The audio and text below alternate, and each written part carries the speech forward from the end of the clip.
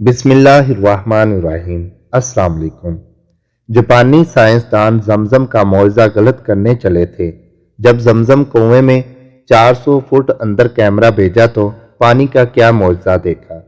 ہر سال تقریباً 30 لاکھ سے زائد حجاج کرام فریضہ حج ادا کرنے مکہ مکرمہ آتے، سیر ہو کر آب زمزم پیتے ہیں، بوتلیں بھر بھر کر اپنے ساتھ مقدس نشانی لے جاتے ہیں۔ اسے پینے والے بھی اسے پر تاثیر پاتے ہیں، ان کی تھکن دور ہوتی ہے اور حیرت انگیز تازگی کا احساس بھی ہوتا ہے۔ کہنے والے یہاں تک کہتے ہیں کہ انہیں دنیا کے بہترین پانی میں بھی زمزم جیسا ذائقہ اور اثر نہیں ملتا۔ بہت ممکن ہے کہ ہر چیز عقلی دلیل تلاش کرنے والے لوگ اسے دوسروں کی مخصوص نفسیاتی کیفیت اور عقیدت مندی سے پیدا ہونے والے رجحان کا فطری نتیجہ قرار دے دیں۔ آب زمزم کا معجزہ صرف اس کی کیمیائی ترکیب، ذائقے اور تاثیر تک ہی محدود نہیں، کچھ اور اہم خصوصیات بھی اس آب مقدس کے ساتھ وابستہ ہے۔ آج ہم آپ کو آب زمزم سے منسلک معجزات سے روشناس کروائیں گے۔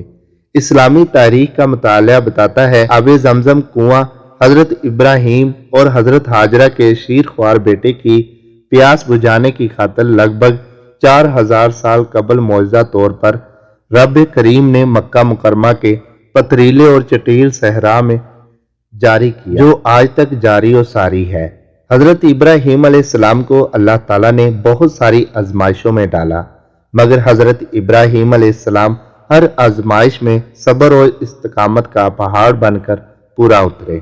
حضرت ابراہیم علیہ السلام کو اللہ تعالیٰ نے حضرت اسماعیل علیہ السلام عطا کیے، پھر اللہ تعالیٰ نے اپنے محبوب کو حکم دیا۔ حضرت اسماعیل علیہ السلام اور ان کی والدہ حضرت ہاجرہ عرب کی بے آباد جگہ اور پتھریلی زمین پر تنہا چھوڑ آئے۔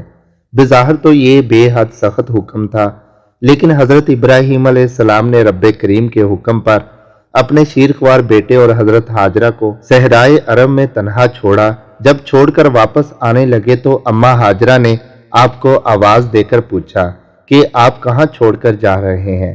تو حضرت ابراہیم علیہ السلام نے اوپر آسمان کی طرف اشارہ کیا، جس پر بی بی ہاجرہ کہنے لگی کہ یہ حکم خداوندی ہے۔ حضرت ہاجرہ بولی کہ ٹھیک ہے، اگر حکم خداوندی ہے تو ہمارا خدا ہمارے لیے بہترین فیصلہ کرے گا۔ حضرت ابراہیم علیہ السلام چند کھجوریں اور پانی کا مشغیزہ حضرت ہاجرہ کے پاس چھوڑا اور خود واپس چلے گئے۔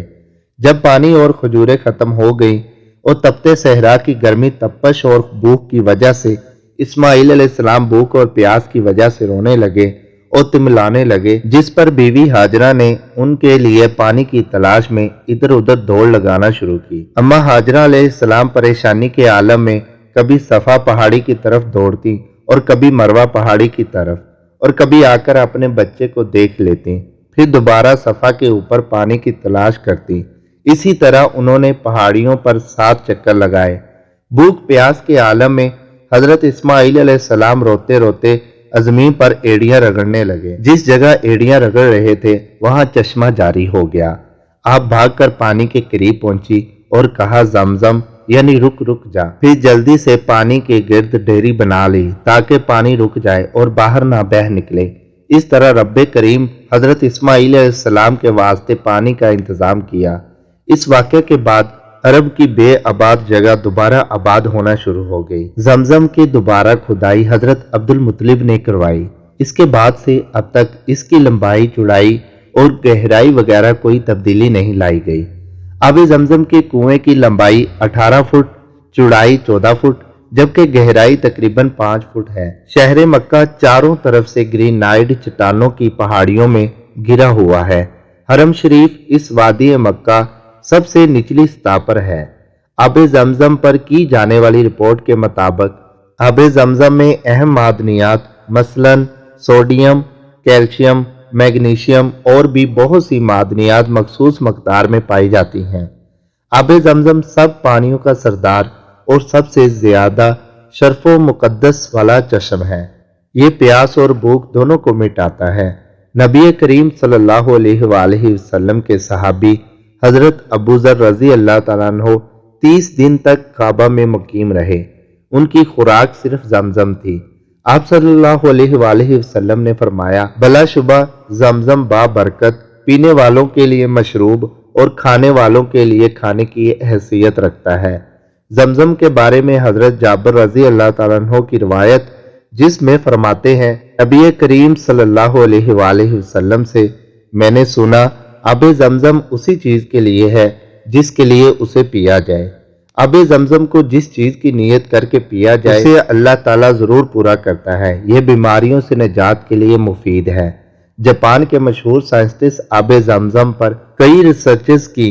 انہوں نے انکشاف کیا کہ نینو ٹیکنالوجی کی مدد آب زمزم پر متعدد تحقیقات کرنے کے بعد یہ معلوم ہوا کہ آب زمزم کے خواص تبدیل کرنا ممکن ہی نہیں۔ عام پانی کے ہزاروں قطروں میں آب زمزم کا ایک قطرہ ملانے سے اس پانی کو آب زمزم بنا دیتا ہے۔ جاپان کے سائنسدان ڈاکٹر مسارو ایموتو نے اپنے ایک لیکچر میں انکشاف کیا کہ جاپان میں عرب باشندے سے ملنے والے آب زمزم پر میں نے کئی تحقیقات کی۔ زمزم کے ایک قطرے کا بلور وہ انفرادیت رکھتا ہے جو کسی اور پانی میں نہیں ہے۔ کرۂ ارض کے کسی حصے سے پانی کے خواص آب زمزم سے مشابہت نہیں رکھتے۔ آب زمزم کے خواص کو کسی صورت تبدیل کرنا ممکن نہیں۔ آب زمزم پینے اور اس پر بسم اللہ پڑھ کر پھونکنے سے اس میں خاص قسم کی تبدیلی آ جاتی ہے جو صحت کے لیے بہت فائدہ مند ہے۔ آب زمزم کے خواص پر آ کر سائنس کے تمام قوانین دم توڑ جاتے ہیں۔ یہ اسلام کی سچائی ثابت کرنے کے لیے ایک زندہ جاوید معجزے سے کم نہیں۔ سمیع وائس کو سبسکرائب کرنا مت بھولیں، لائک کریں، شیئر کریں اور کمنٹ سیکشن میں اپنی رائے کا اظہار ضرور کریں۔